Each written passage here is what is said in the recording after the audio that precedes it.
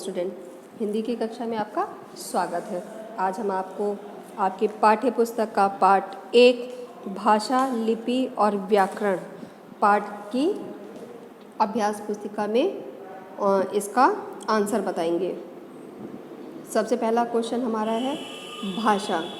भाषा की परिभाषा किसे कहते हैं, इसे आपको अपनी उत्तर पुस्तिका में लिखना है। भाषा वह साधन है जिसके द्वारा मनुष्य अपने मन के भावों तथा विचारों को बोलकर और लिखकर प्रकट करता है। वह भाषा के द्वारा दूसरे के भावों तथा विचारों को सुनकर तथा पढ़कर समझता है। भाषा के भेद। भाषा के 2 रूप होते हैं, मौखिक भाषा और लिखित भाषा।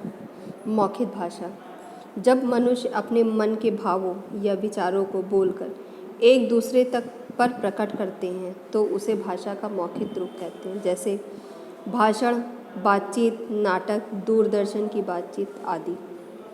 लिखित भाषा अपने मन के विचारों को लिखकर प्रकट करना लिखित भाषा कहलाती है, जैसे पुस्तकें, समाचार पत्र आदि।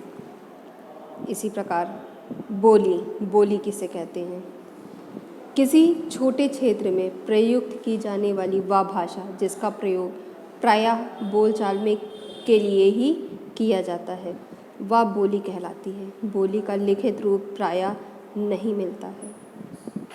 फिर लिपि किसे कहते हैं, लिपि की परिभाषा। भाषा की ध्वनियों को लिखने के ढंग को लिपि कहते हैं। जैसे आओ, इसमें 2 ध्वनियों का प्रयोग किया गया है, बड़ा आ और ओ। साहित्य किसे कहते हैं।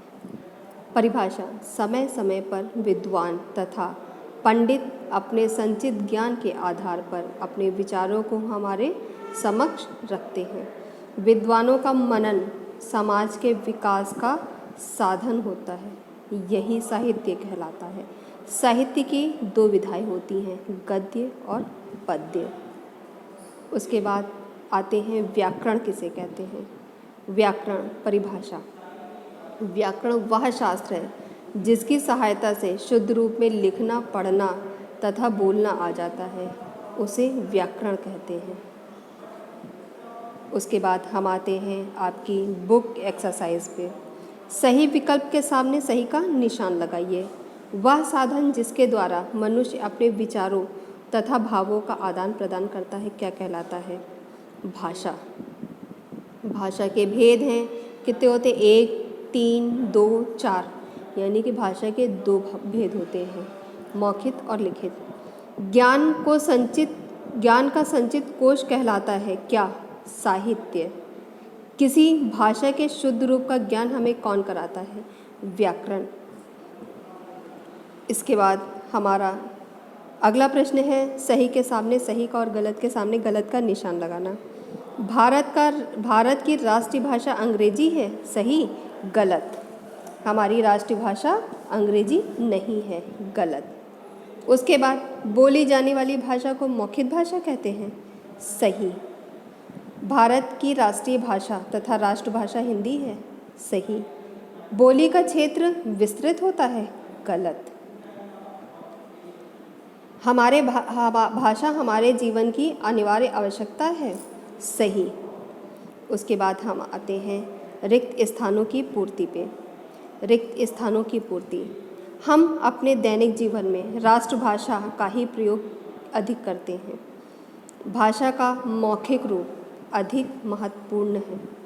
बोली का अर्थ है भाषा का क्षेत्रीय रूप। संस्कृत देवनागरी लिपि में लिखी जाती है। शब्द की रचना शब्द विचार से होती है। आई होप सो क्लास, आपने अपनी अभ्यास पुस्तिका की उत्तर बहुत अच्छे से सुने, समझे और इसे अपनी उत्तर पुस्तिका और अभ्यास पुस्तिका में बहुत अच्छे से करेंगे। Okay class, thank you so much.